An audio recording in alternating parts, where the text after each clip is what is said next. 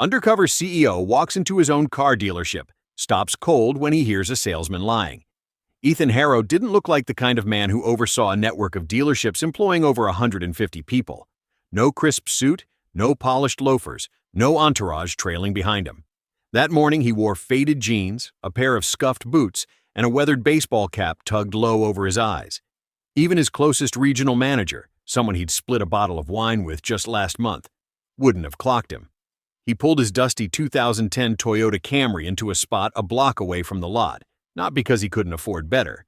He could buy the whole inventory twice over, but because today wasn't about flash, it was about truth.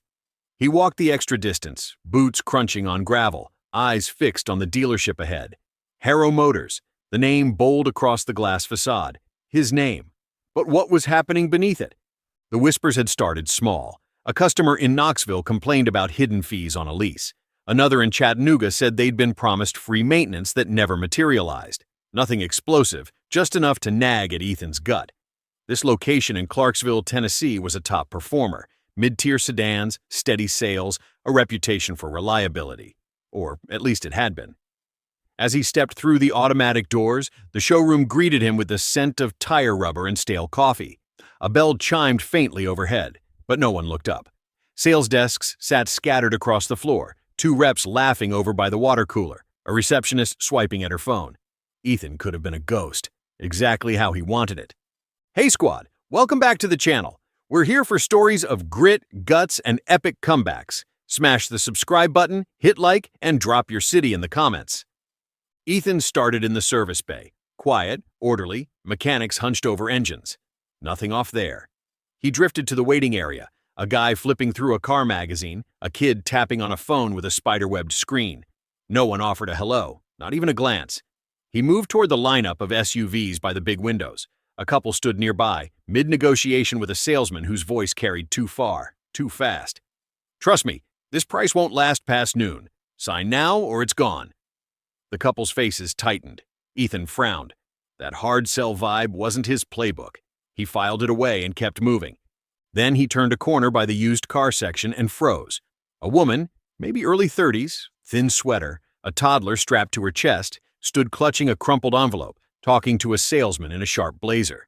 She looked anxious, eyes darting to the papers in her hand, probably proof of every dime she'd scraped together. The salesman, all charm and polish, leaned in.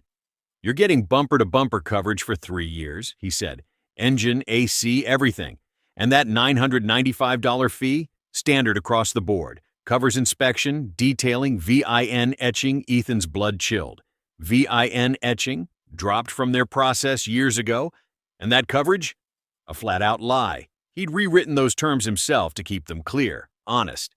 His heart thudded, not with rage yet, but with a heavy disappointment.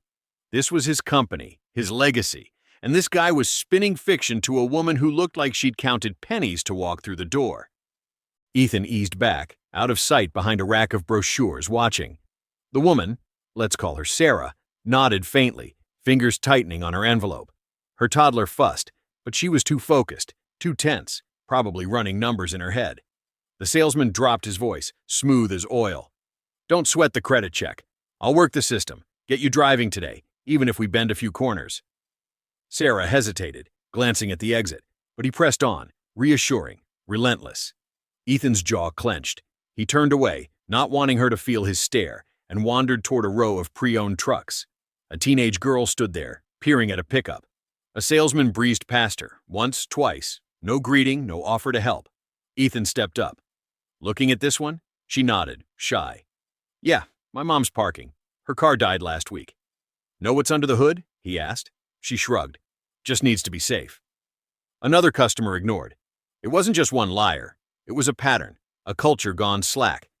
He tested the receptionist next, stood there, silent. 10 seconds, 20. She finally glanced up, chewing gum. Oh, hey. Appointment? No, Ethan said evenly. Just browsing. A half smile, a vague wave toward the floor.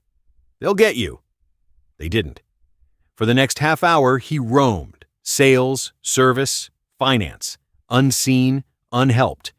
The only one who spoke to him was a lot kid, Jake, maybe 18, hauling trash by the back door.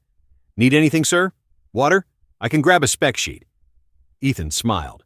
I'm good, Jake. You like it here? A pause. It's okay. Some people, staff, not just customers, get pushy. I keep my head down. They treat folks fair? Jake scuffed his shoe. Mostly. Honest, not bitter. Ethan patted his shoulder. Don't let the wrong one steer you wrong. Then he heard it. A laugh. Too loud, too familiar. The salesman, name tag reading Todd Vance, was ushering Sarah toward an office, her arms full of papers and baby. She looked dazed, overwhelmed. Ethan trailed them, casual, pausing by a wall flyer. Todd pulled out a quote. It's high at first. Don't freak. I'll shave it down once we plug your info in. Ethan glimpsed the sheet. $1,200 warranty fee, $995 dealership fee, V and etching, maintenance add-ons. None of it legit, none of it approved. Todd waved it off, grinning. We'll keep you under $375 a month, Sarah. 3-year full coverage, engine to wipers, roadside too. Peace of mind, right? She shifted. So, that's all in the price? Yeah, just split out for finance, Todd lied, flipping papers like a card trick. Ethan's fist balled. The math was nonsense. Smoke to hide the gouge. Hey fans, before we continue, we've noticed most of you love watching our videos but haven't subscribed. Hit that button. It keeps us rolling with stories like this. Sarah's voice cut through. Can I come back tomorrow? Just to be sure? Todd's mask slipped, just a flicker, then snapped back. Totally get it, but this car's got eyes on it. Test driven this morning. Can't promise it'll wait. She wavered. He leaned closer. I've seen people walk away, lose out, end up in worse shape. You deserve this. He slid the contract over. That was it. Ethan stepped in, voice steady. That's not our coverage plan. Todd blinked. Sarah startled. Excuse me? Todd said, sizing him up. That plan you're pitching, it doesn't exist, Ethan repeated. Todd smirked. You work here? Something like that. Look, buddy, I've been here 5 years. I know the deals. Ethan pointed at the quote. Show me where it says full wiper coverage. Show me VIN etchings required. Todd faltered. It's in the system. Finance sorts it. No, Ethan said.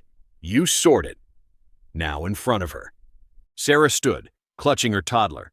Todd's face reddened. He stopped. The floor manager, Greg Tillman, appeared behind Ethan, wide-eyed. Mr. Harrow? Todd's jaw dropped. Ethan didn't flinch, turning to Sarah. I'm sorry. This isn't how we do things. Not under my name. But it wasn't over. The rot went deeper than one slick talker. The air shifted the second Harrow hit. Todd's swagger evaporated. Sarah, confused, hugged her kid tighter. Ethan faced Greg. Conference room, now. Greg nodded, pointing down a hall. To Sarah. Please come with me. I'll fix this. She followed, hesitant, her toddler whining softly. The showroom hushed, phones stilled, heads peeked up.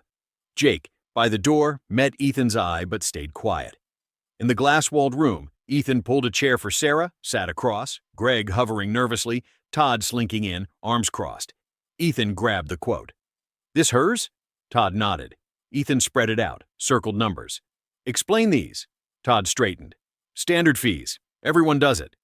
Show me where they're approved. Silence. Greg stared at the floor. VIN etching's been gone since 2022, Ethan said, voice rising. Coverage isn't full. It's 5 years, limited. You added $2,500 in fake fees to a woman trying to keep her kids safe. Sarah's hands shook. You said $375 a month, Ethan pressed. That's with a down payment you never mentioned, and an inflated rate. Todd bristled. I hit quotas. People leave happy. You bully them into it, Ethan snapped. Greg stammered. I didn't know, Ethan, I swear. You knew complaints were up, Ethan shot back. You chased numbers, not people. Sarah stood, voice small. I thought this place was different. Ethan softened. It was supposed to be. I'm sorry it wasn't. He handed her his card. My line. You'll get a fair deal. No junk fees. To Todd. Clean out your desk. You're done. Todd stormed off, muttering. To Greg. We're talking later. Ethan walked Sarah out. Heads turned, whispers buzzed. At the desk, he eyed the receptionist. You greet her when she came in. She swallowed. Don't recall. Start recalling or start walking.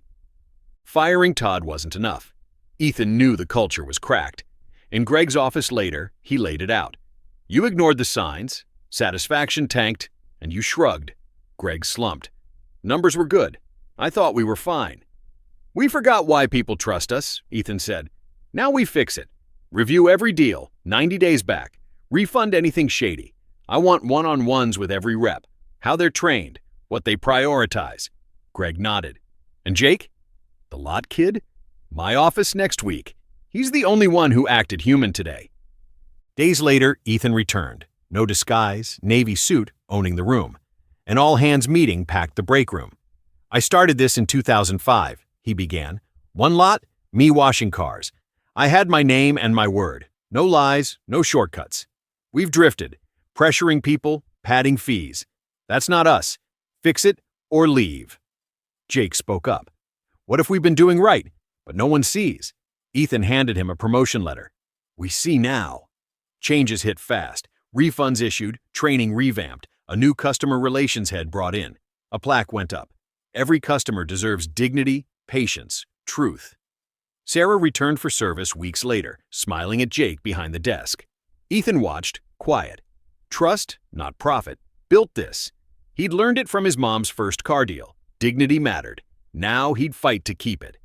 If this hit you, reminded you of a time someone fought for you or didn't, hit subscribe.